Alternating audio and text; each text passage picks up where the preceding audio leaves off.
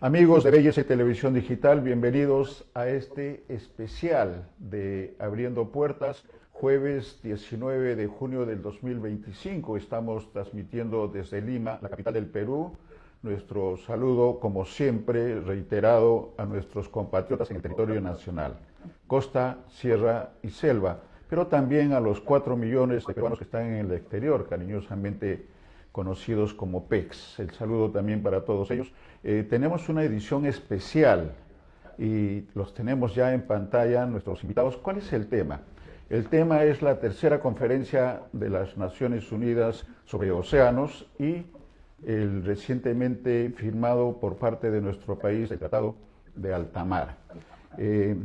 Nuestra intención como medio de comunicación de periodismo independiente es llevar la información y los conocimientos a ustedes, televidentes, a quienes nos debemos, de la información real y sin manipulación, sin los sesgos que se están dando lamentablemente no solamente en este tema, sino en muchos temas en nuestro país.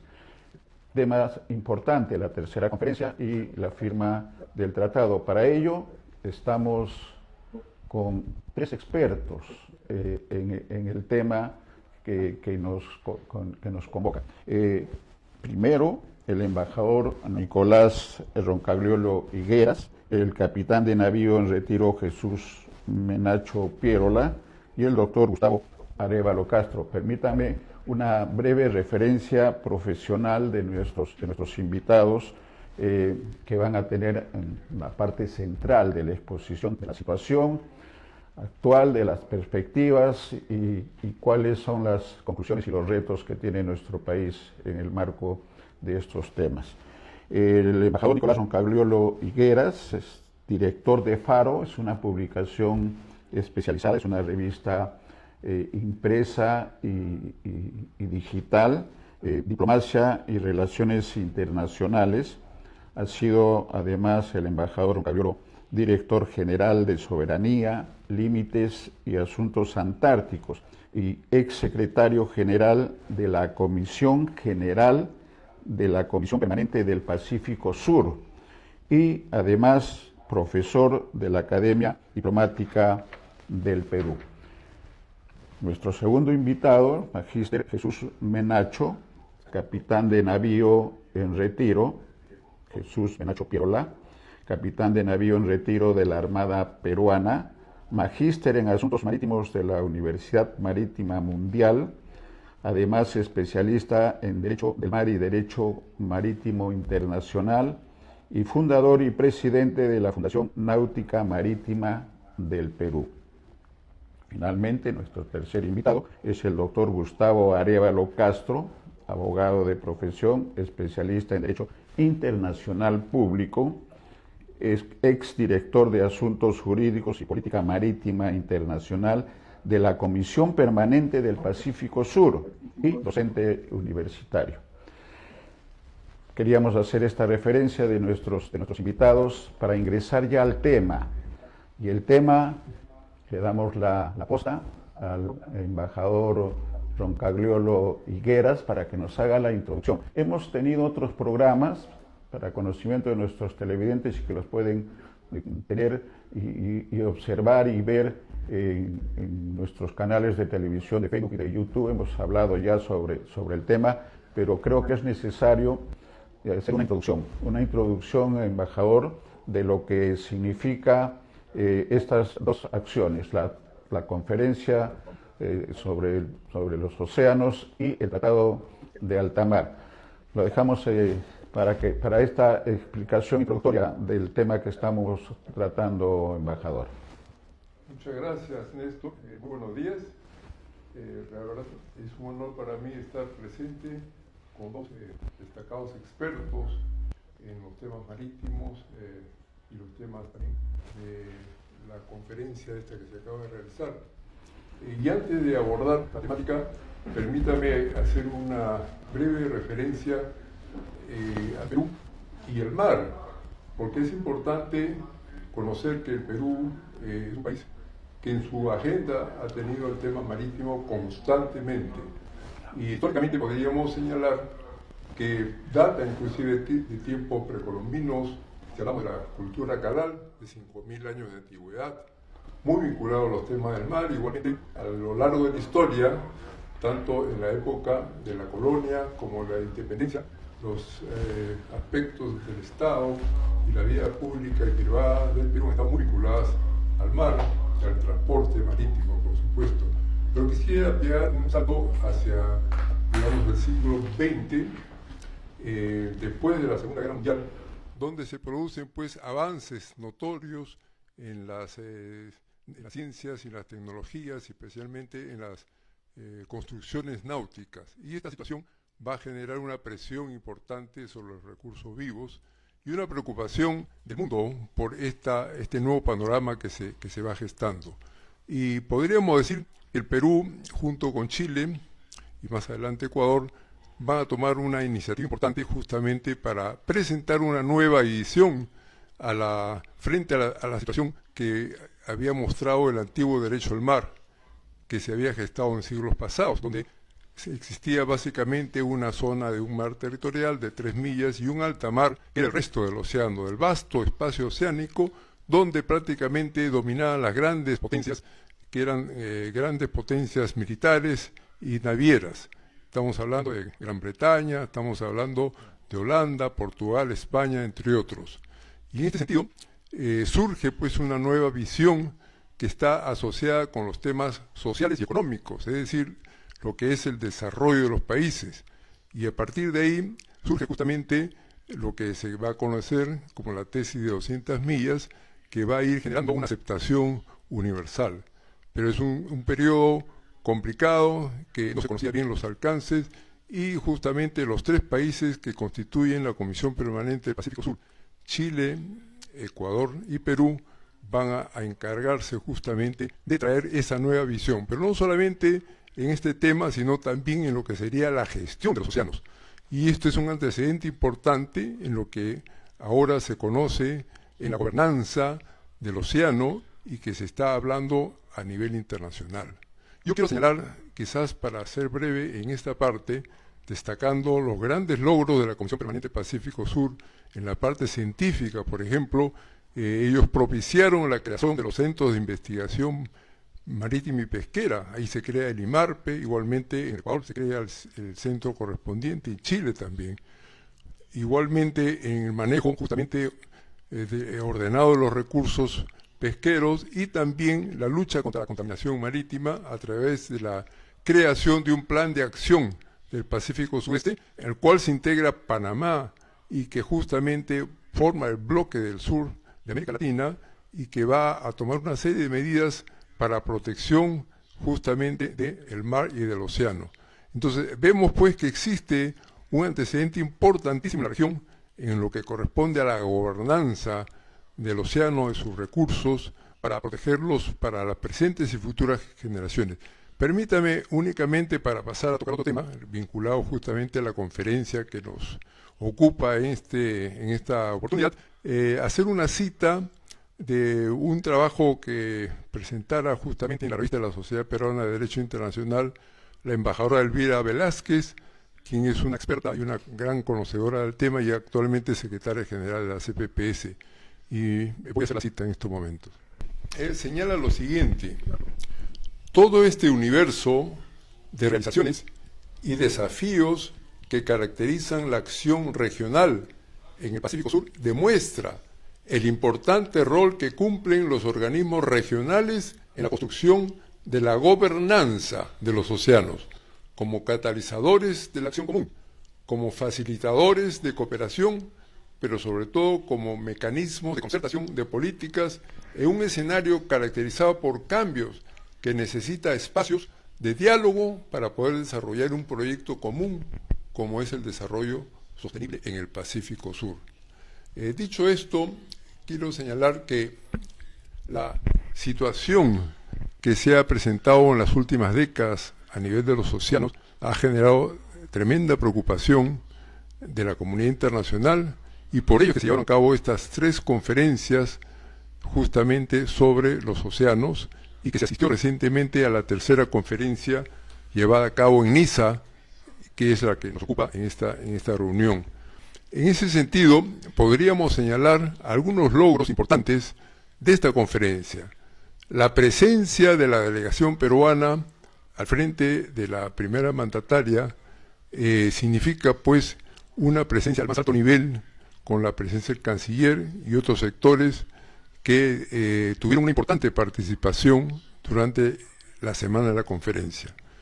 Quiero señalar que el segundo tema importante y que va a ser motivo de desarrollo en esta oportunidad va a ser la firma del tratado BBNJ, que es el Tratado de Conservación y Sostenibilidad de los Recursos más allá de las zonas de jurisdicción de los estados costeros. Estamos hablando que el ámbito de aplicación de este tratado de alta mar es más allá de las 200 millas, es decir, a partir de la milla 201, y en sí no afecta para nada la soberanía del Estado, de los estados costeros y particularmente en el caso del Perú. Deseo señalar igualmente que han existido eventos importantes que el Perú tomó acción, eventos paralelos como el del establecimiento de dispositivos de separadores de tráfico marítimo en la ruta migratoria de cetáceos en el litoral peruano. Este es un dato muy importante, ya que se participaron con la colaboración de la WWF, que es el Fondo Mundial de la Naturaleza, y que fue sumamente acogido, y es una iniciativa que el Perú la está aplicando.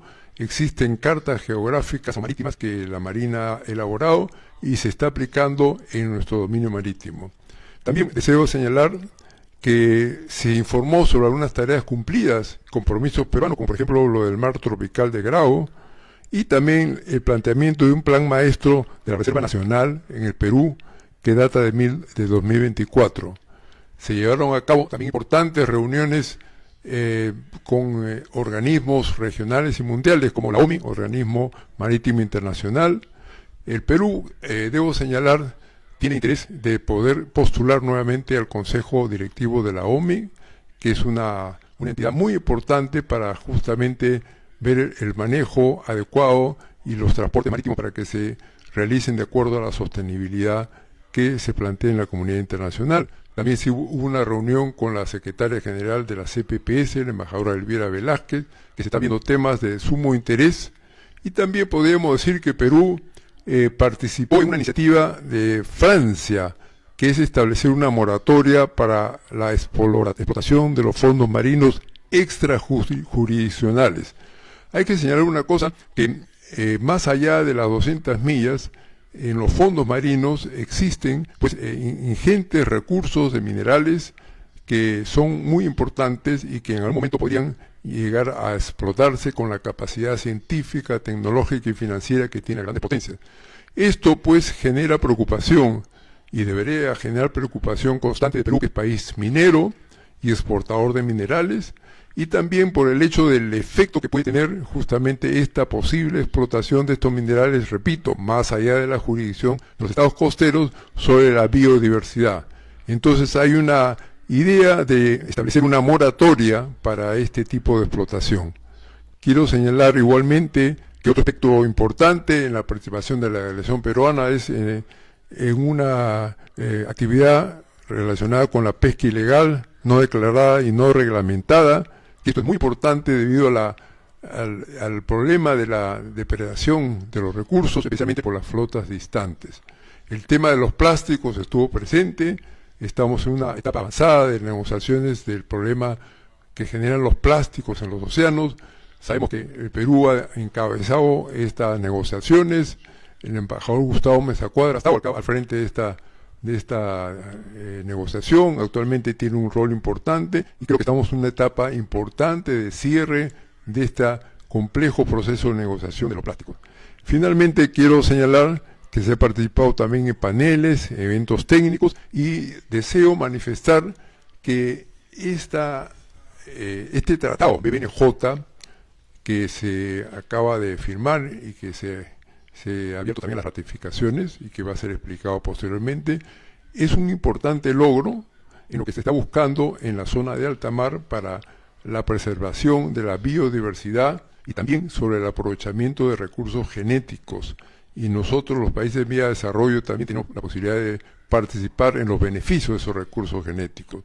Pero además también creo que es importante en la medida que a nivel internacional vemos que el ámbito multilateral está en un periodo crítico, y en el océano tenemos el ámbito multilateral que está funcionando con gran eficacia, y con este tratado creo que marca un hito muy importante, y lo que quiero destacar es la presencia peruana, que es concordante con su tradicional relación con el tema del océano y como un elemento central de nuestra política exterior. Dichas estas palabras introductorias, me permito dar el micro pues al capitán del navío Jesús Menacho, para que pueda abordar la temática del tratado en sí. Muy bien. Entonces, la exposición del detalle, como señala el embajador a cargo del magíster Jesús Menacho, capitán de navío Retiro. Jesús Menacho Pierola. Adelante, capitán. Muchas gracias, Néstor. Bueno, vamos a ver primero que este es un acuerdo que se llama Acuerdo en el marco de la Convención de las Naciones Unidas sobre el Derecho del Mar, relativo a la conservación y uso sostenible de la diversidad biológica marina de la zona situada fuera de la jurisdicción nacional. ¿Eso qué quiere decir? Que si bien es cierto, deriva de la Convención del Mar, pero no quiere decir que tengamos que ser parte de la Convención del Mar para ser parte de este tratado, como lo vamos a ver más adelante. Si vemos por favor las primeras láminas que se han puesto. Okay. Este tratado fue pues adoptado el 19 de junio del 2023. Siguiente, por favor.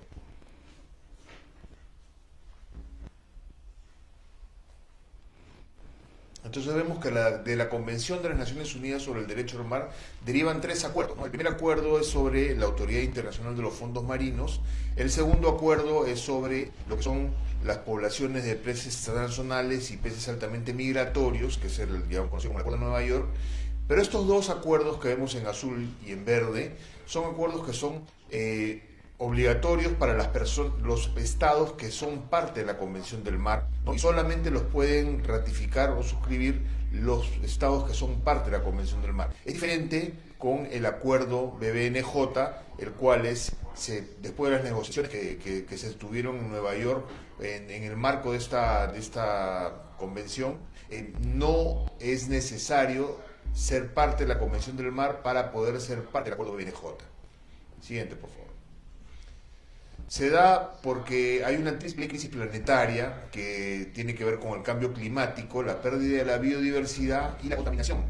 Entonces, sabemos que estas 3 cuestiones, estas 3 crisis, están causando daño al medio ambiente de la Tierra, ¿verdad? 7. Vamos a ver que esas son las zonas de la Convención del Mar en las cuales se ven que está la soberanía del Estado hasta las 12 millas, luego tienes derechos de soberanía hasta las millas 188 y también puede haber una proyección de la plataforma continental, como es el caso que lo podríamos tener en la dorsal de Nazca, hasta máximo una distancia de 350 millas en la plataforma continental, o sea, en los fondos marinos, de acuerdo al artículo 76 de la Convención del Mar. Entonces, ¿qué cosa es BBNJ? BBNJ son las áreas de jurisdicción fuera de la jurisdicción nacional. Siguiente, por favor. Hablo yo, breve. Siguiente. Te doy el pase para que tú lo presentes Entonces vemos que esas son las áreas más allá de la jurisdicción nacional, el alta mar y los fondos marinos. No toca ninguna parte en las cuales el Estado costero pueda ejercer jurisdicción, como son el mar territorial, la zona contigua, la zona económica exclusiva y la plataforma continental, así sea esta extendida.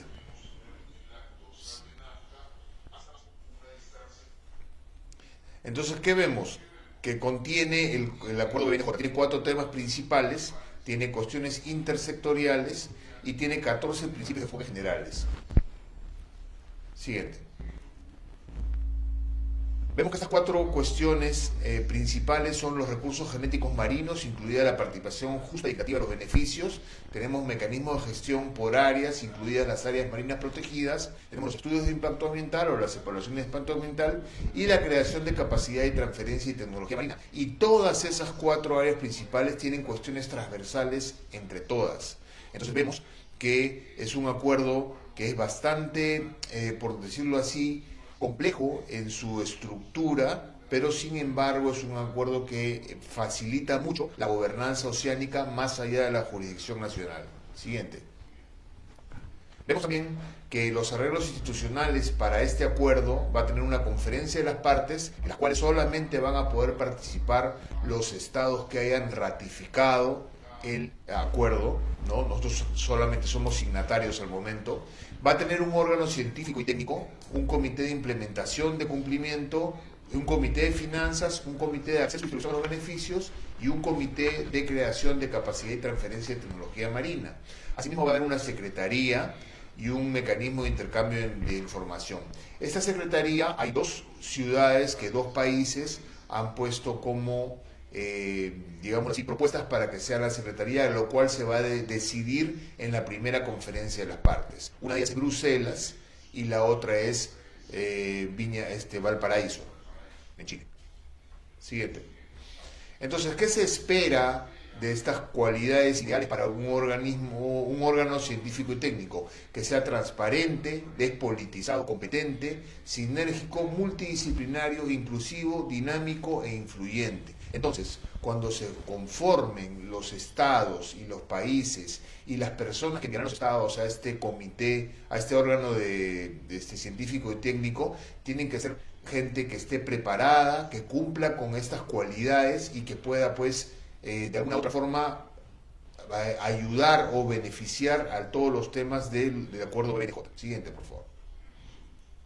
Vemos un mapa en el cual al día de hoy hay 136 estados que son firmantes, dentro de los cuales está el Perú, se ve en color naranja, y hay 51 ratificaciones. Quiere decir que solamente faltan 9 países para que el acuerdo entre en vigor 60 días después de que firme el país número 60, de que ratifique el país número 60. Siguiente.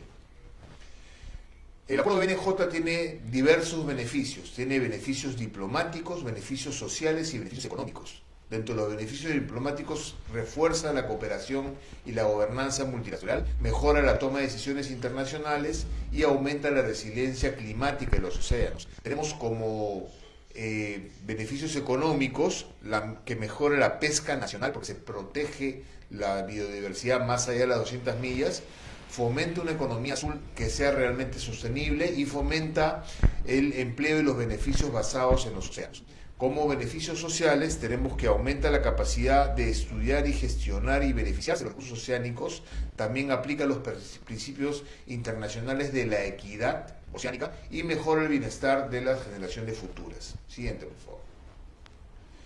Si ustedes desean bajar el acuerdo BNJ, pueden hacerlo mediante este QR y pueden bajar la edición final, inclusive en los 6 idiomas originales. Muchas gracias. Excelente. Excelente la explicación, gracias al magíster Jesús Menacho. Y vamos a entrar también, si me permite, embajador, a la parte legal, a la parte jurídica, que debe tener una introducción, una presentación, para que pueda exponer el abogado. Nos estamos refiriendo al doctor Gustavo Arévalo. Sí, vamos a dar paso al doctor Gustavo Arévalo, quien es un reconocido abogado, docente de la Universidad de Lima, enseña Derecho Internacional Público. También ha sido director para temas jurídicos de la Comisión Permanente del Pacífico Sur. Ha trabajado en Cancillería, en tratados, y ha colaborado en temas importantes vinculados al derecho internacional. Entonces vamos a pedirle al doctor Arévalo que nos ilustre con el tema que él nos va a traer ahora. Adelante, doctor Arévalo. Muchas gracias, embajador. Antes que nada, permítame saludar y agradecer también a Néstor por esta invitación. Agradecer también la exposición de Jesús. Es un gusto reencontrarnos en este canal digital. Y agradecer de manera muy honda a Néstor por brindarnos este espacio de diálogo entre especialistas que desde nuestras respectivas posiciones hemos tenido una participación directa o indirecta en el largo proceso deliberativo y de negociación del acuerdo BNJ. Le agradezco a usted, embajador, por la presentación, porque sí me parece importante destacar que como ex director jurídico de la Comisión Permanente del Pacífico Sur, tuve la oportunidad de participar justamente en el proceso deliberativo y de negociación de este acuerdo. Sobre todo también la necesidad de estos espacios, porque tal como ha mencionado Néstor, después de la firma de nuestro país a este importante acuerdo, han habido algún tipo de opiniones, no siempre muy técnicas, que son necesarias entender, porque estamos justamente hablando de un tratado complejo en su estructura, tal como lo acaba de mencionar Jesús, sino además también porque es el tratado más importante de este siglo, por todo lo que ha implicado su proceso de negociación y de la cual el Perú, nuestro país, ha tenido una participación muy activa. En ese sentido, yo me voy a concentrar desde un punto de vista jurídico, por supuesto que es mi especialidad, pero sí quisiera hacer una breve introducción para aquilatar la importancia del tratado. Y eso está vinculado al largo proceso de consultas y de deliberaciones que llevó a este acuerdo. Se ha mencionado en algunas opiniones no muy versadas en el tema que este es un acuerdo, digámoslo así, que ha tomado por sorpresa al Perú. Y eso no es exactamente como lo manifiestan. Si uno traza una línea de tiempo, el acuerdo BBNJ es fruto de las deliberaciones y del consenso, sobre todo, después de casi más de 20 años de consultas, deliberaciones entre profesionales de las diversas disciplinas oceanográficas, biólogos, expertos en gestión de recursos pesqueros, eh, abogados, por supuesto, especialistas en derecho internacional, la participación de los estados, de organizaciones internacionales, de la comunidad científica. Entonces, si hacemos una línea de tiempo, el acuerdo BBNJ puede ser dividido en dos etapas históricas. Y hago esta precisión porque si no entendemos la importancia del acuerdo, difícilmente vamos a poder comprender por qué es necesario que el Perú se sume a este esfuerzo colectivo, porque como bien ha mencionado Jesús, estamos enfrentando el cambio climático que afecta a todo el mundo y por consiguiente se requiere de una respuesta global. Existió una etapa de consultas y de deliberaciones que va desde el año 2002 y se extiende hasta el año 2015. En ese momento ya habían indicios de una degradación acelerada de los ecosistemas marinos, principalmente aquellos situados fuera de la jurisdicción nacional. Pasado todo ese proceso de análisis científico, se llega a una etapa de análisis jurídico sobre cómo estaba el marco oceánico, el marco de gobernanza oceánica, que es el que se ha mencionado, en espacios en donde los estados obviamente interactúan de manera libre, el espacio de alta mar y también el de los fondos marinos, que son los dos espacios que están fuera de la jurisdicción nacional de los estados costeros. Y en ese momento se hace un diagnóstico jurídico y se llega a la conclusión que como quiera que estos son espacios en las que intervienen diversas actividades humanas, por ejemplo, el comercio internacional, se realiza el 90% por el mar, se hacen actividades de investigación científica marina, hay actividades de pesca también, por supuesto, o actividades de minería submarina.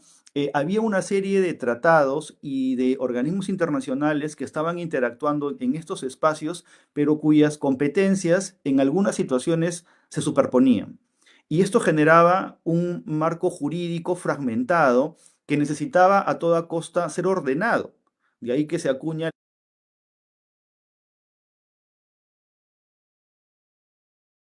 los esfuerzos de la comunidad internacional en las actividades que puedan llevarse a cabo en estas zonas, pero bajo ningún motivo, y acá quiero ser muy enfático, trastocar las competencias existentes de aquellas organizaciones, tanto mundiales como regionales, ni de los tratados existentes en estas áreas, en el sentido de no colisionar con ninguno de estos acuerdos. Y eso ha estado presente desde el mandato negociador del proceso BBNJ y se ha visto reflejado en el texto final resultante.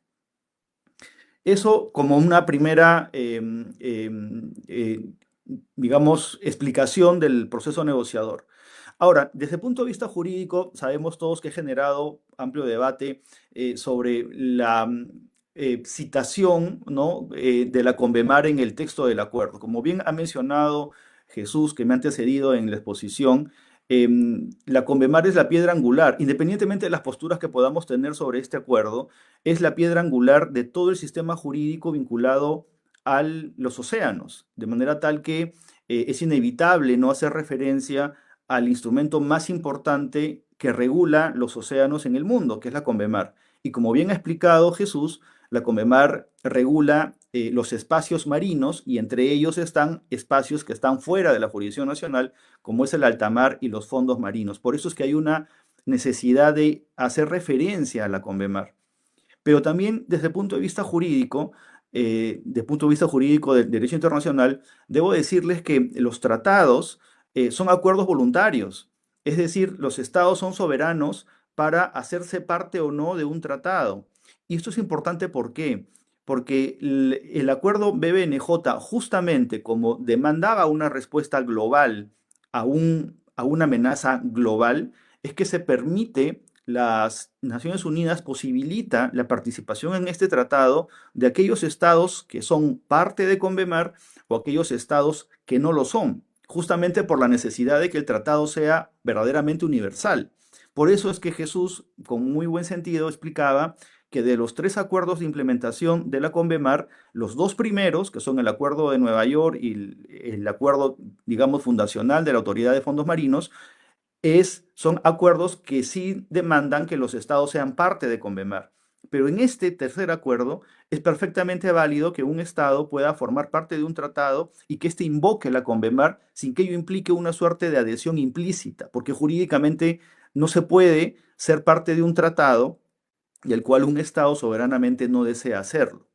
Y también me parece importante traer a colación algo que a lo mejor se desconoce. Nuestro país ya es parte de varios tratados aprobados por el Congreso y ratificados por el presidente de la República, en las que se invocan disposiciones de la Convemar sin que ello suponga una adhesión del Perú al tratado.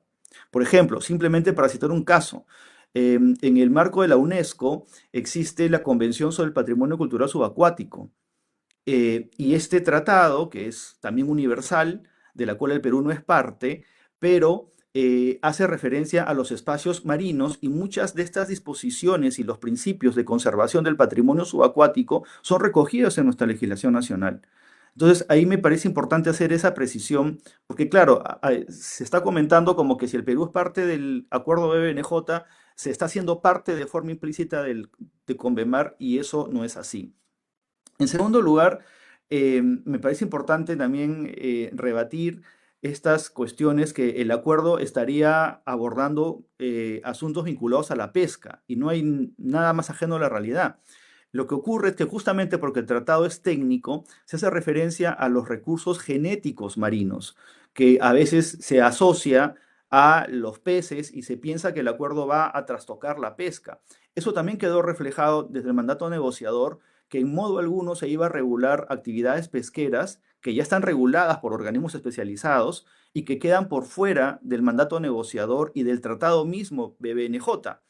Y en este punto, sin entrar en tantas distinciones técnicas que puedan hacer más confuso el entendimiento, yo quisiera resaltar la importancia de los recursos genéticos marinos. Por ejemplo, hay que entender que el 90% de los medicamentos que consumimos tienen origen marino. Solamente para citar un ejemplo, la citarabina, que es un medicamento altamente eficaz contra la leucemia, justamente ha sido desarrollado a partir de un gen encontrado en las esponjas de mar, que al ser organismos de crecimiento lento, generan sustancias para combatir aquellos organismos de crecimiento rápido que invaden las esponjas. Entonces, sin entrar en distingos científicos, por eso que es tan importante preservar ese ecosistema, porque de ahí también el ser humano obtiene medicamentos para combatir enfermedades. Entonces, por eso es que es importante salvaguardar estos ecosistemas marinos. Entonces, para nada está considerada la pesca como actividad económica, tiene un marco regulador propio, y eso lo podemos ver, por ejemplo, en el artículo 10, párrafo 1, que se excluye las cuestiones vinculadas a la pesca. Em, No voy a extenderme demasiado porque quiero dar pie, por supuesto, a este interesante diálogo, intercambio de ideas, pero por ejemplo también se ha mencionado mucho que la firma del Perú al acuerdo BBNJ de alguna manera ha hecho que el Perú caiga en una suerte de traición a la patria, que lamentablemente es una expresión que se utiliza de una forma muy, digamos, muy flexible, ¿no? Desde el punto de vista del derecho de los tratados, los estados cuando firman un acuerdo todavía no expresan su manifestación de voluntad concluyente de ser partes del tratado. Justamente la firma lo que da pie es a que se abra un debate a nivel interno del Estado siguiendo sus normas jurídicas. En la Constitución Política, en el artículo 56 y 57, se establecen dos mecanismos para la incorporación de un tratado al ordenamiento nacional. Existen tratados que por su contenido especial requieren la aprobación previa del Congreso antes de ser ratificados por el presidente de la República. Y este es justamente el caso, de ahí que el canciller Schaller ha mencionado lo que va a ocurrir después de la firma del tratado. El Congreso tomará el acuerdo y convocará, pues, obviamente, a las discusiones técnicas respectivas. Pero recordemos también que quien conduce la política exterior del Estado es el Poder Ejecutivo, encabezado por el presidente de la República y por el ministro o el ministerio, que en este caso es Relaciones Exteriores. Y digo esto porque el Perú, a lo largo de todo el proceso deliberativo y de negociación del acuerdo BBNJ, siempre ha manifestado su profunda voluntad de sumarse a este esfuerzo colectivo y de salvaguardar estos ecosistemas. Ya lo mencionaba también el embajador Roncaliolo, que nuestra historia como país marítimo ha ido siempre en esa sintonía. Él ha destacado algo que es muy cierto, que es el componente del desarrollo social y económico, de la explotación de los recursos que desde siempre el Perú ha defendido. Con lo cual, justamente estamos haciendo lo mismo 80 años después, es decir, sumarnos justamente a preservar esos ecosistemas, porque tal como ha mencionado Jesús, tienen una serie de beneficios económicos, sociales y diplomáticos para nuestro país. Entonces, lo que va a ocurrir aquí no es que este asunto nunca se haya debatido. Cuando la Cancillería ha ido y ha participado en el proceso BBNJ, lo ha hecho siempre acompañado de las opiniones técnicas de los ministerios que conforman el Poder Ejecutivo, que han participado del proceso negociador. Yo, como he comentado, he participado en el proceso deliberativo. Yo estuve en varias reuniones de las Naciones Unidas como miembro, en este caso, de CPPS, que es una organización que involucra la participación de Perú, Colombia, Ecuador y Chile. Y justamente yo daba lectura en varias intervenciones a la necesidad que se respete la condición jurídica de aquellos estados que no son parte de Convemar, algo que terminó consignado en el mandato negociador y en el tratado. Recordemos que también Colombia, junto con el Perú, no es parte de Convemar. Entonces, eso está perfectamente resguardado. Pero también el Perú participaba de forma muy activa con funcionarios, por ejemplo, de la Armada o, por ejemplo, del IMARPE, porque es el equipo Perú que participa en una negociación. Entonces, me parece importante decir eso como para un poco despejar estas dudas, como si el acuerdo hubiese sido negociado de forma sorpresiva. Y lo que habrá, por supuesto, es que el Congreso acoja la carpeta sustentatoria de la conveniencia del Perú a la ratificación del acuerdo y se haga el debate que tanto se está reclamando. Y digo esto porque en alguna oportunidad he escuchado que se sugiere que el Perú retire la firma del tratado. Y eso sería un daño terrible porque, con todo respeto, seríamos una suerte del primer país que firma y de pronto sustrae o extrae su firma de un tratado en la que el propio Estado ha participado de forma activa. Eso generaría, por supuesto, un daño enorme a nuestra imagen a nivel de la política internacional. No quisiera extenderme más en detalles, pero simplemente quería hacer esas precisiones desde el punto de vista jurídico y nuevamente agradecer, Néstor, este espacio que nos das a los especialistas para poder informar de manera objetiva a los seguidores de este canal sobre un tema tan importante para el interés nacional como es el acuerdo BBNJ. Excelente, gracias doctor Arévalo por esta explicación.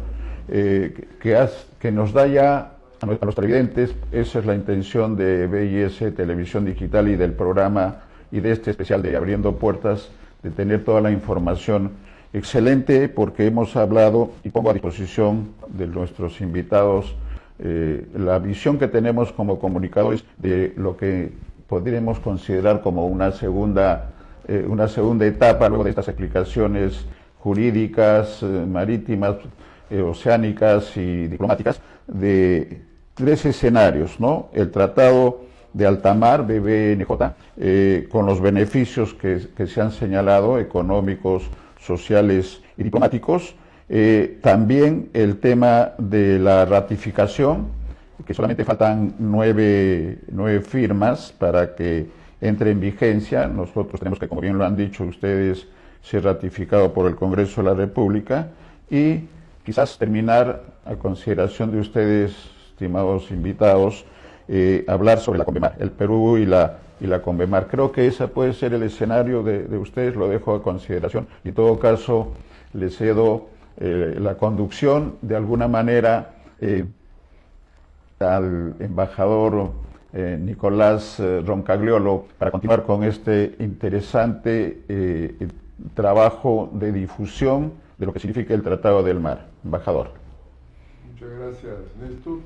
Sí, realmente agradecemos al doctor Arévalo por las importantes precisiones jurídicas que él ha hecho. Yo creo que son muy ilustrativas y han permitido despejar dudas de algunos planteamientos que se hicieron en la opinión pública, quizás sin mayor información, pero ahora creo que contamos pues con las opiniones técnicas del comandante Menacho y justamente del doctor Arévalo, quienes han participado en este largo proceso de negociación. Un aspecto que queda claro definitivamente es que la firma de este tratado BBNJ no afecta para nada la soberanía del Estado peruano, la soberanía establecida en su dominio marítimo de Perú, en sus leyes. Otro aspecto importante es de que el ámbito de aplicación del tratado es el alta mar. Estamos hablando pues más allá de la zona de 200 millas, y es un ámbito, como habíamos dicho, históricamente, donde había habido un dominio de las grandes potencias, especialmente en los siglos pasados, y que a raíz justamente de los desarrollos que se dan digamos, a partir de la década del 70, se establecen unos nuevos conceptos, como el tema de las 200 millas, que está ya consolidado y es derecho constitucionario, ¿no? El tema de las 200 millas es originario del Perú y de los países de la Comisión Permanente del Pacífico Sur. Sin embargo, no obstante el desarrollo que se ha dado de lo que es la gobernanza a nivel subregional, es importante también que los países costeros vayamos a ver qué es lo que pasa en el alta mar, porque yo creo que los intereses marítimos de Perú se aplican no solamente dentro de nuestras 200 millas, sino más allá de la misma, es decir, en el alta mar, en todo el vasto espacio oceánico. Y hemos señalado pues los diferentes problemas que se presentan, problemas de deshielo de los glaciales, problemas de prácticamente contaminación de los plásticos, que hemos visto que se ha tratado durante la conferencia esta de Niza, los problemas también de sobrepesca, en fin, un conjunto de problemáticas que es necesario abordarlos de una manera concertada, en que la comunidad internacional ha establecido este mecanismo importante, que es el Tratado BBNJ. O sea, al entrar en vigencia el BBNJ en el alta mar, repito, en el alta mar no solamente va a beneficiar la preservación de los recursos y los diferentes elementos de cooperación y capacitación que señala, sino que eso va a tener una repercusión favorable en nuestra zona de jurisdicción nacional.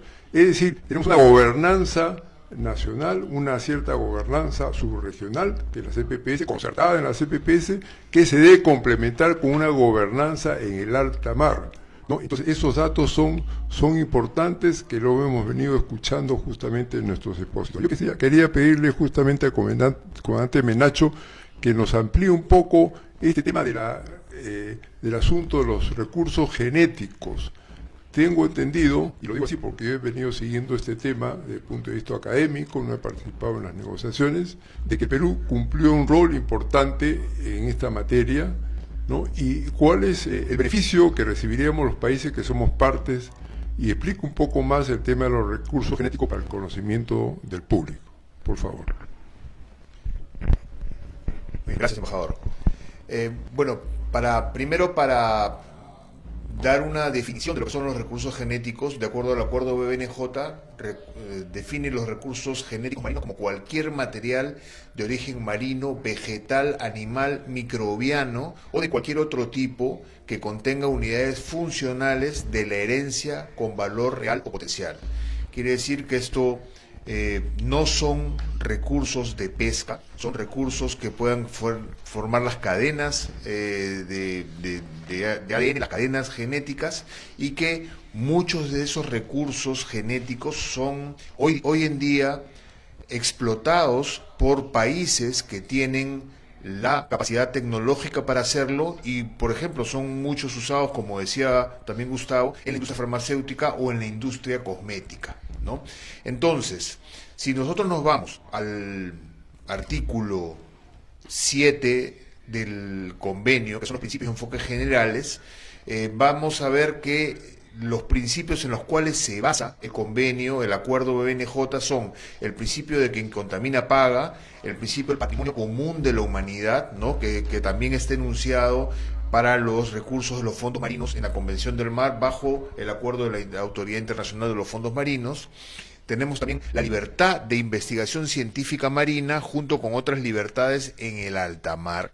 No va a haber nada que pueda perjudicar o hacerse dentro de la zona económica exclusiva del Perú, el dominio marítimo, el mar territorial, sin consentimiento del Estado costero, como es en este caso el Perú. Después, el principio de equidad y la distribución justa y equitativa de los beneficios. ¿Cuáles beneficios? Justamente la explotación, la exploración y, toda la creación de capacidades y el conocimiento que se puede obtener de la explotación de estos recursos genéticos en el alta mar. Después, el principio precautorio o el enfoque precautorio, según corresponda, un enfoque ecosistémico, un enfoque integrado de la gestión del océano. Después, un enfoque que refuerce la resiliencia de los ecosistemas, el uso de los mejores conocimientos e información científica disponible. Después, el uso de los conocimientos tradicionales pertinentes de los pueblos indígenas y comunidades locales. Estamos hablando de que, por ejemplo, en el Pacífico existen una gran cantidad de islas de las cuales sus pobladores tienen unos conocimientos que no son quizá conocimientos científicos, pero son conocimientos históricos desde estas comunidades, que los cuales pueden ser utilizados para esta gestión de los océanos. Luego, el respeto, la promoción y la consideración de sus respectivas obligaciones según resulte aplicable de los derechos de estos pueblos indígenas. Luego, la no transferencia directa o indirecta de daños o peligros de una zona a otra y la no transformación de un tipo de contaminación en otro al adoptar medidas para prevenir, reducir y controlar la contaminación del medio marino. Entonces, tenemos que, primero, este acuerdo, la situación jurídica de los estados que no son parte de la convención no se va a ver afectada si es que son parte del acuerdo de BNJ. Luego, no se aplica a la pesca regulada por el derecho internacional pertinente y las actividades relacionadas con la pesca. Otra cuestión importante para nosotros es que un estado que no sea parte de la Convenmar, para cualquier cuestión de solución de controversias, puede acceder al Tribunal Internacional del Mar, cuestión que hoy por hoy no podemos hacer porque no somos parte de la convención. Después tenemos que no hay incongruencia entre las funciones, atribuciones, jurisdicción y competencias de ninguna autoridad peruana en relación con el acuerdo de BNJ. Va a permitir la participación del Perú en su calidad de Estado no parte, va a garantizar una participación justa y equitativa de los beneficios de las actividades respecto a todos los recursos genéticos y la información digital de secuencias, va a ser el establecimiento de áreas marinas protegidas y otras herramientas de gestión basadas en áreas.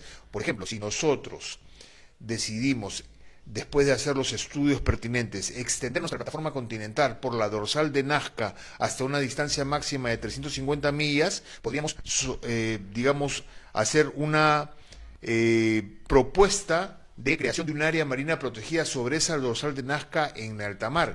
Y el hecho de que haya un área marina protegida no quiere decir que no haya pesca. Es un área marina protegida en el marco del acuerdo BNJ, o sea, de los recursos genéticos.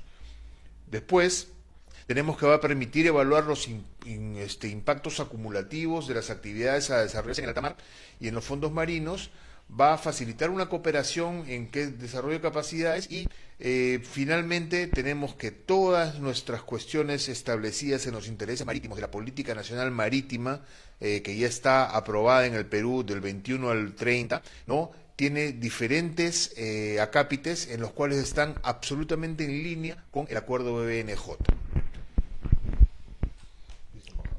Sí, si me permiten ahí quizás hacer una, digamos, algunos puntos para que los puedan desarrollar ustedes, amigos.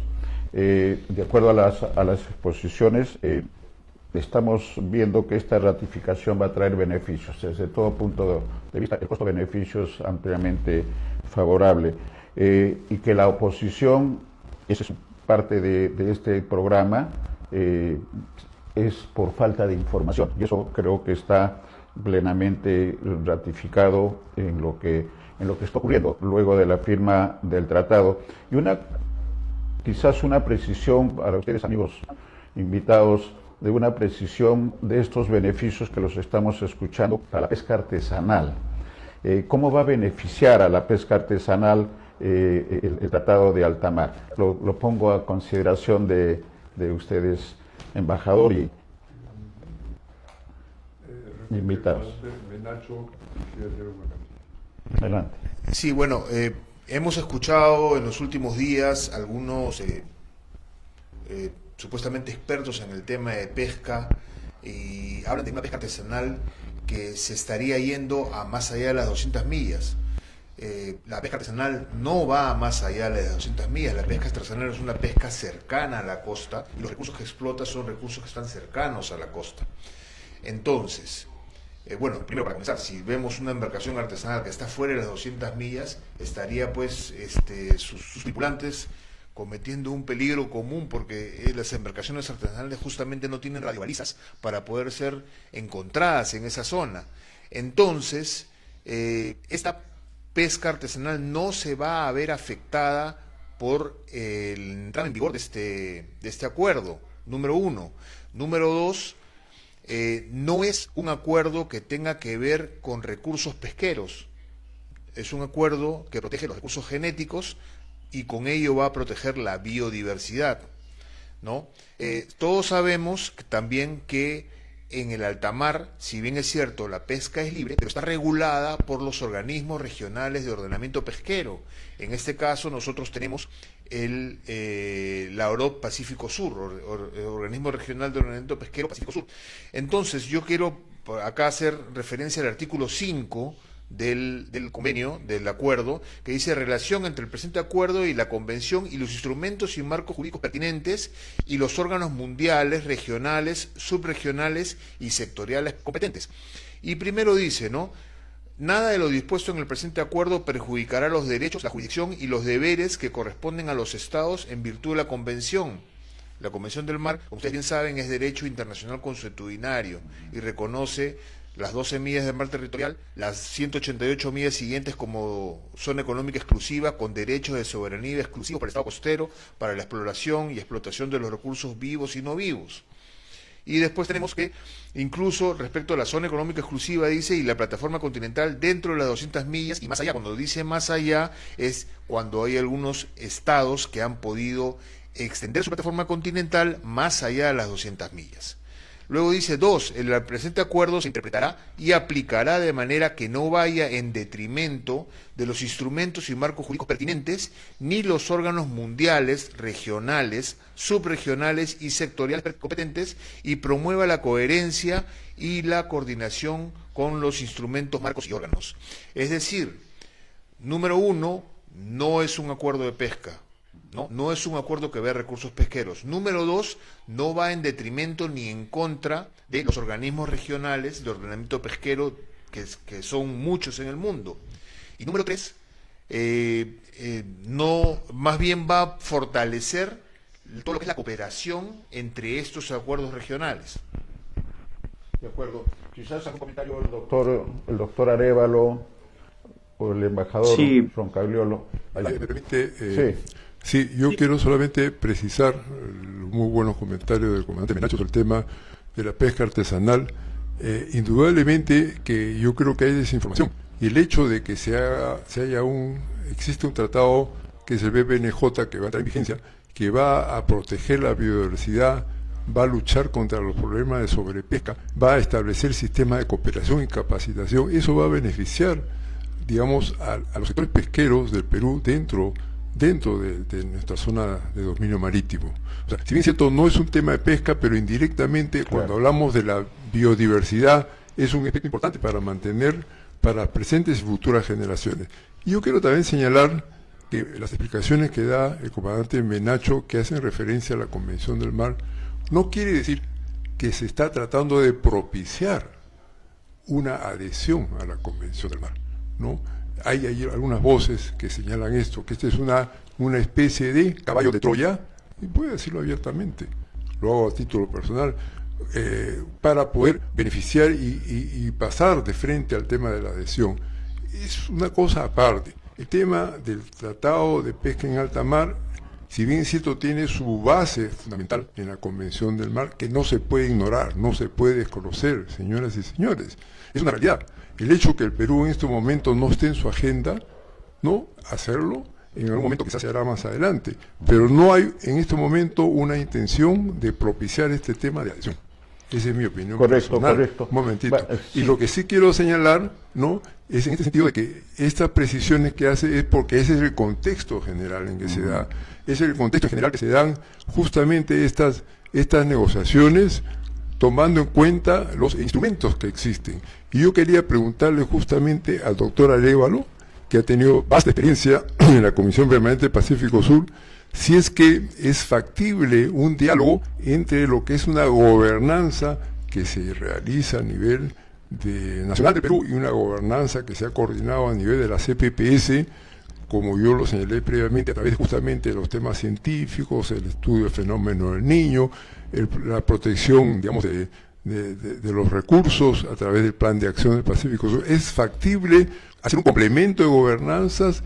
Y si pusiera hacer algunos comentarios sobre este tema, doctor Arévalo. Por favor, adelante.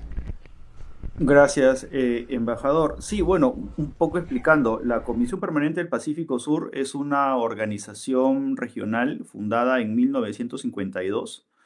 Y esto hay que decirlo con mucho orgullo porque prácticamente es la primera organización que comenzó el trabajo, digamos, de entender que la explotación de los recursos no podían ser meramente desde un sentido mercantilista. Por eso que yo resaltaba lo que usted comentaba, el aporte del Perú y de los países de CPPS, que la explotación de los recursos debe de darse de una manera racional, pensando más bien también en el desarrollo social y económico de los pueblos. Y ahí la gran importancia de la Declaración de Santiago, que es piedra angular de la CPPS. Desde su pregunta, embajador, en la CPPS siempre se ha trabajado de la mano con las cancillerías, porque son Perú, Colombia, Ecuador y Chile, que son los países, digamos, costeros del Pacífico Sur.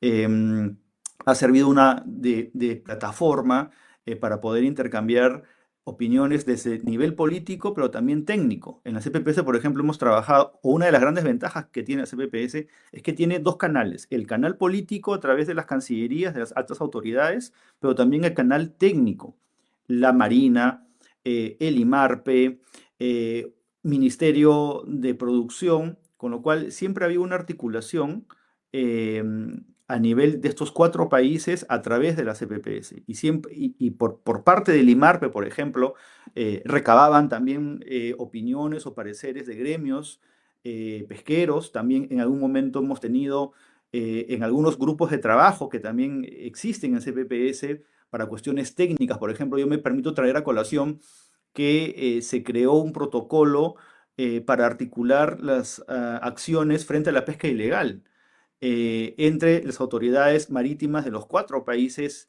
miembros de CPPS. Y ahí participaba, por ejemplo, también en su contribución la Sociedad Nacional de Pesquería. Entonces, hay que entender que en modo alguno hay un divorcio, digamos, entre el Estado y el sector privado. Todo lo contrario, está justamente unificado, ¿no? Porque hablamos de recursos que, por cierto, nos pertenecen a todos, ¿no? Y yo quiero acá hacer mención a algo que, como una contribución adicional a lo que han comentado y que también ha explicado además Jesús y usted, embajador, es que no nos olvidemos que los peces no conocen fronteras, ¿no?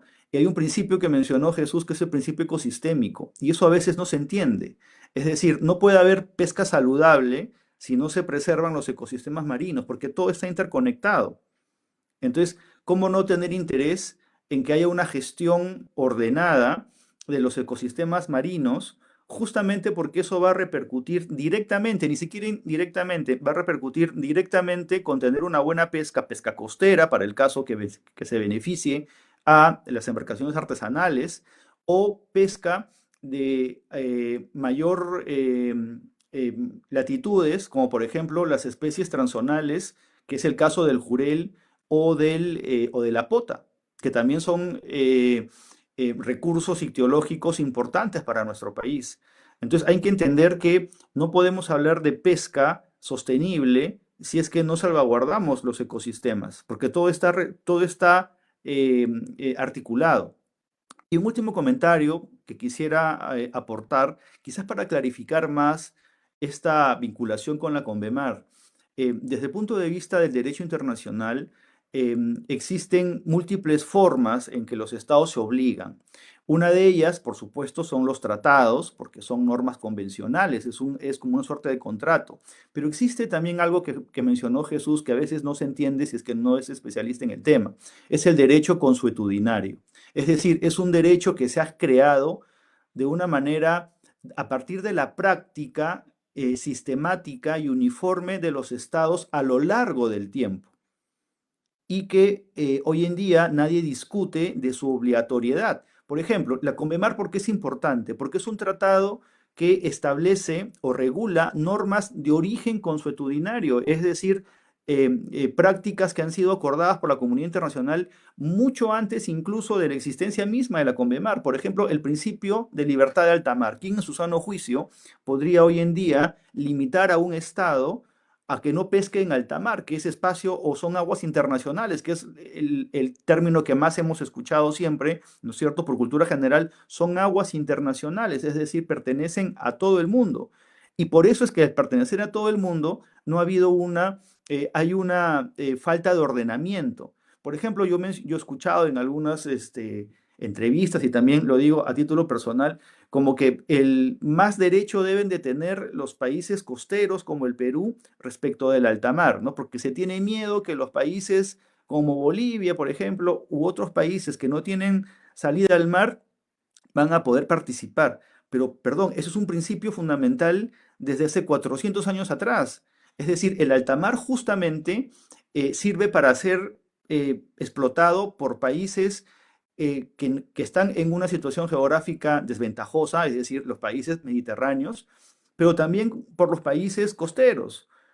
Y justamente ese es el gran logro de la Convemar, que fue producto del trabajo del Perú y de los países de la CPPS, el haber reservado para sí, para los estados costeros, 200 millas de dominio marítimo en la que esa explotación económica es exclusiva. Por eso que se habla de zona económica exclusiva, que todos los recursos vivos y no vivos van a ser para la explotación exclusiva, es decir, dueños, si queremos asociarlo, somos dueños de esos recursos, que somos los países costeros.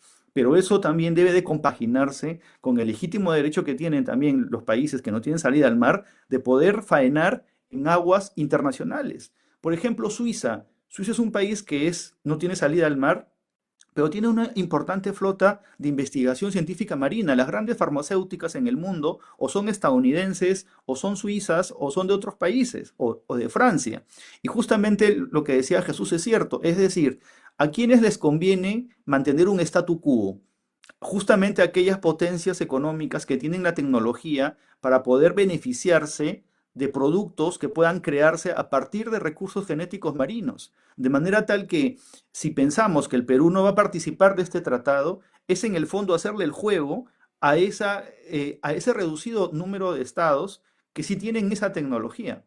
Y por eso, y con esto voy terminando, la importancia también de poder participar de la cooperación, porque lo que se ha establecido en este acuerdo es que cuando se encuentre un uso económico de un recurso genético marino, va a establecerse un fondo para poder ser justamente repartido y apoyar países que no tienen esa condición de desarrollo en poder mejorar sus capacidades de cumplimiento del tratado.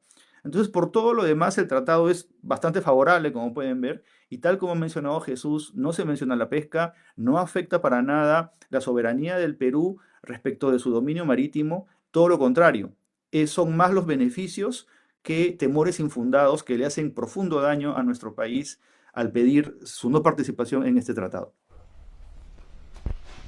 Muchas gracias, doctor Arévalo. Quizás, comandante Menacho, le pediría que amplíe un poco sobre este tema de algunos instrumentos internacionales donde también el Perú participa y que hacen alusión justamente al tema de la Convención del Mar como un elemento de contexto general. Sí, gracias, embajador. He escuchado a algunas personas que, primero porque el título de este convenio es Acuerdo en el marco de la Convención de las Naciones Unidas sobre el Derecho del Mar, y también a otras personas decir que en la parte del preámbulo del convenio dice que las partes en el presente acuerdo, recordando las disposiciones pertinentes de la Convención de las Naciones Unidas sobre el Derecho del Mar, incluida la obligación de proteger y preservar el medio marino. Esa es una especie de introducción. Esa no tiene, por ejemplo, las partes de los preámbulos, las partes considerativas en los acuerdos, no tienen, digamos, legalidad, solamente los articulados tienen legalidad. Entonces, si nos queremos ir nosotros a decir de que porque el título dice tal cosa o porque en el preámbulo se menciona la Convención del Mar, es obligatorio ser parte de la Convención del Mar, eso es confundir a la ciudadanía, eso es confundir a la opinión pública, ¿no? Por otro lado, nosotros somos parte de muchos acuerdos en el marco, por ejemplo, de la Organización Marítima Internacional. El primero es el convenio SOLAS, que es el Seguridad de la Vida Humana en el Mar. En la parte del preámbulo del convenio SOLAS hace referencia a la Convención del Mar. El convenio MARPOL, que es el convenio para prevenir la contaminación del mar proveniente de los buques, que tiene 6 anexos diferentes. En esa parte considerativa también o inicial del acuerdo hace referencia a la Convención del Mar. El acuerdo de todo lo que es la formación y titulación de la gente de mar, el convenio de CTCW, también hace referencia a la Convención del Mar. Por ejemplo, hay otros acuerdos de los cuales todavía no somos partes, ¿no? El convenio, por ejemplo, de Trabajo Marítimo 2006 de la Organización Internacional del Trabajo, de la OIT, también hace referencia a la Convención del Mar. Entonces, todos los acuerdos que tengan que ver con temas marítimos van a hacer referencia a la Convención del Mar, porque justamente la Convención del Mar es llamada la Convención Paraguas, porque de acuerdo a todo eso es como decir, todas las cuestiones del ordenamiento jurídico internacional tienen que hacer referencia a una convención primigenia, una convención que es la madre de todas. En este caso, para los temas marítimos es la Convención del Mar, y seamos parte o no seamos parte de la Convención del Mar, es derecho internacional público marítimo consuetudinario. Entonces no podemos estar alejados de lo que diga la Convención del Mar, porque justamente es algo que todos los países están en línea y están respetando. Muy bien, creo que el tema de la Convención del Mar va a ser motivo de otro especial y comprometer a nuestros invitados para tomar ese tema también importante, pero en lo que nos ha convocado, que es el Tratado BBNJ, Tratado de Alta Mar, me permito algunas conclusiones y dejo también a ustedes para los aportes necesarios. No afecta a la soberanía. La ratificación, estamos hablando del Tratado de Alta Mar, traerá beneficios. Protege la biodiversidad, los ecosistemas y los recursos genéticos. Parte de las conclusiones que dejo a ustedes, amigos, para algunas otras conclusiones que seguramente tienen, y adelante. Bueno, muchas gracias, Néstor. Coincido con muchos elementos que acaba de señalar. Y por supuesto con las precisiones que han hecho nuestros compañeros expertos en la materia, tanto el comandante Menacho como el doctor Arévalo. Yo quiero, antes de darle la palabra a ellos, señalar también que ha sido muy importante la presencia de la delegación peruana al muy alto nivel, al más alto nivel, en la reunión de la Conferencia de Océanos en Niza.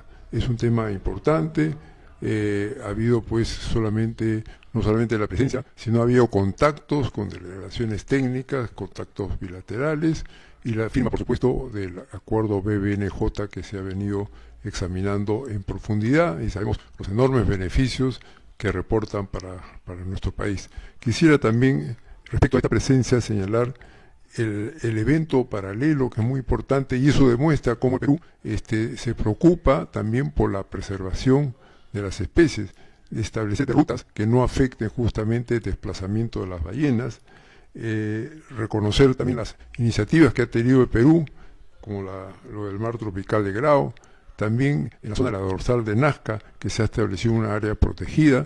Yo creo que estamos en línea justamente con esta preocupación internacional, y luego las coordinaciones que se hacen también con relación pues, a los problemas que puedan generar explotación de los fondos marinos, los contactos con la Comisión del Pacífico Sur, con la Organización Marítima Internacional. O sea, yo creo que a todas luces ha sido exitosa la participación peruana y muy positiva la firma del acuerdo BBNJ. Yo quisiera darle la palabra pues al comandante Menacho si quiere hacer algunas observaciones o reflexiones finales. Gracias, embajador. Sí, solamente decir que para las cuestiones del derecho internacional, del derecho marítimo, hay que estar informado. No se puede leer un convenio sin tener conocimiento previo del derecho marítimo internacional y sacar conclusiones sobre eso. Tampoco se pueden tomar decisiones o dar opiniones basados en un patriotismo efímero y que realmente confunda a la población. Los funcionarios que han estado en las negociaciones con el acuerdo BBNJ realmente fueron 8 sesiones, pero fueron, digamos, la quinta sesión se reanudó y se volvió a retomar para poder hacer un texto final. Entonces, todas las personas que han participado en estas diferentes sesiones han sido personas expertas que han podido dar sus opiniones y que han defendido los derechos y los intereses del Perú.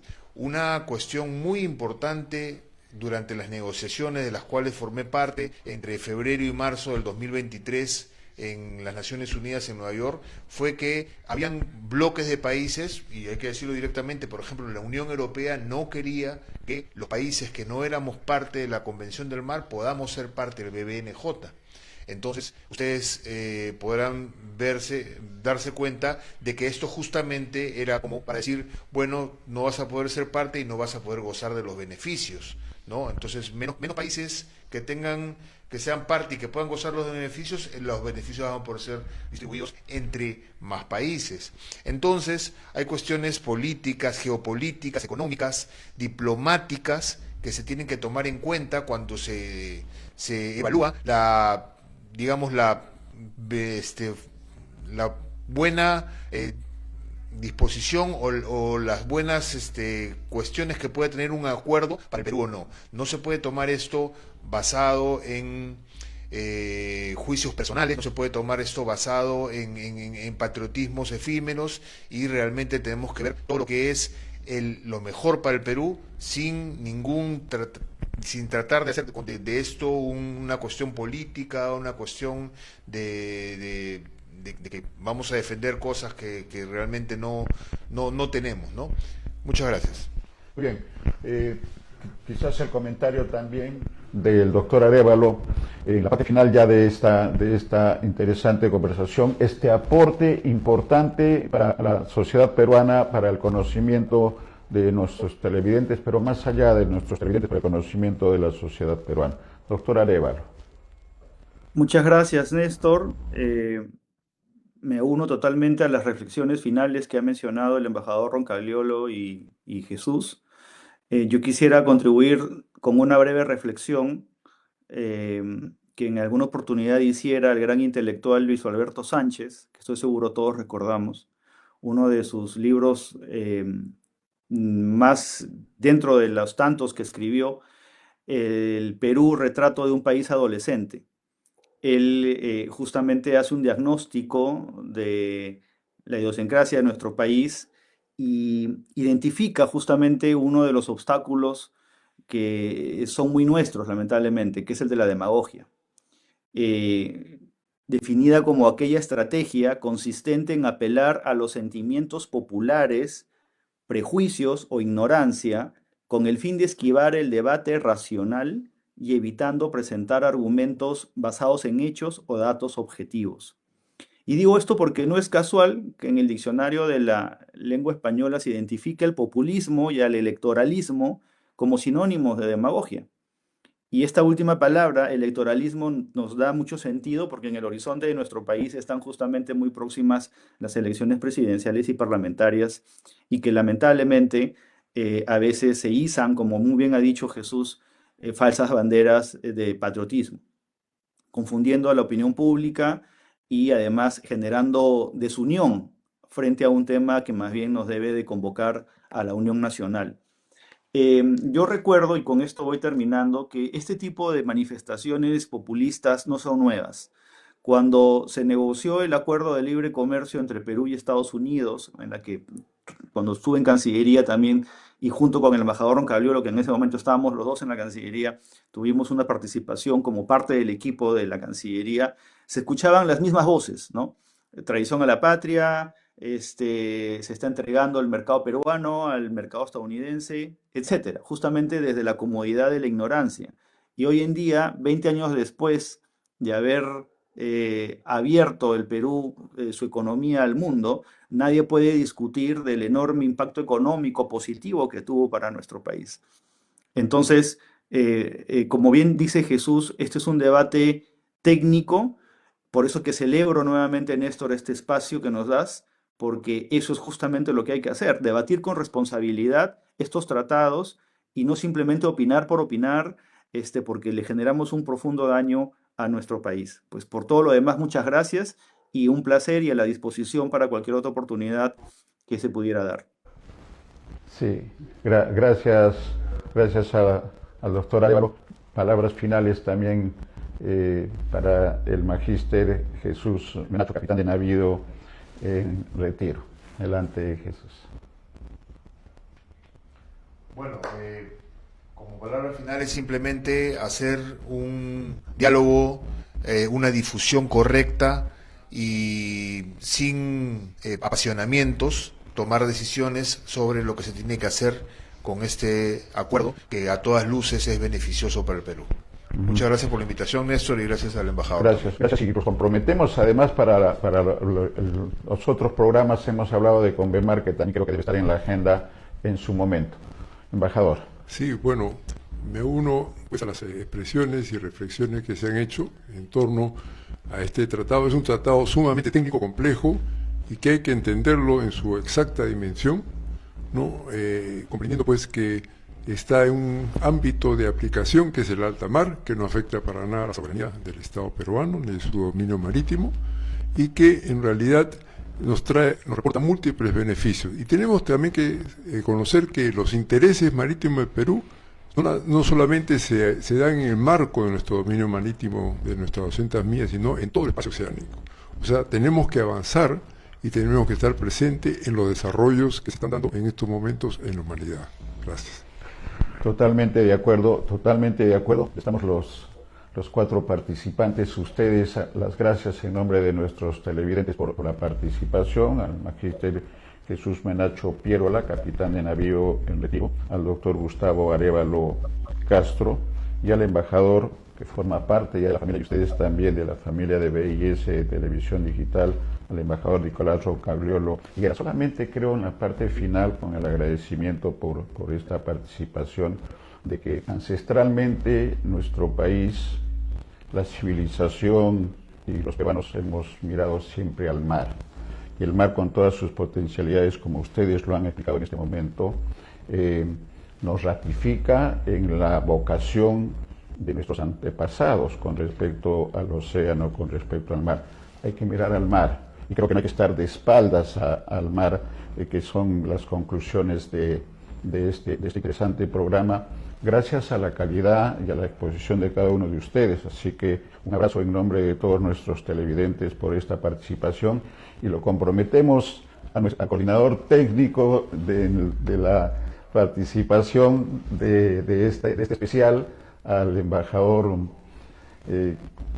Nicolás Don Camilo Higueras, por haber juntado a especialistas de primer nivel. Congratulados. Como BIS Televisión cumplimos nuestro postulado, nuestro camino de periodismo independiente, pero sobre todo de promover el desarrollo humano con justicia social, que creo que esas son las intenciones de.